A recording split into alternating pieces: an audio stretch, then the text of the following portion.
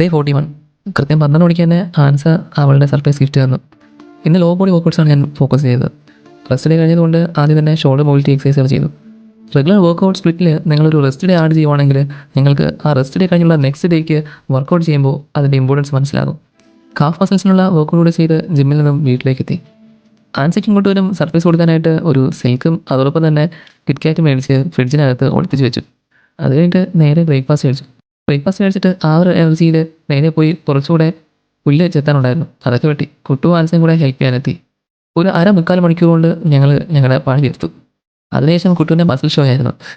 പിന്നെ നൈസായിട്ട് രണ്ടുപേരും കാണാതെ ഫ്രിഡ്ജിൽ വെച്ചിരുന്ന ഡയറി മിൽക്കും കിറ്റ്കാറ്റും എടുത്തിട്ട് അവർക്ക് ഒരു സർപ്രൈസ് ആയിട്ട് കൊടുക്കാനുള്ള ശ്രമമായിരുന്നു.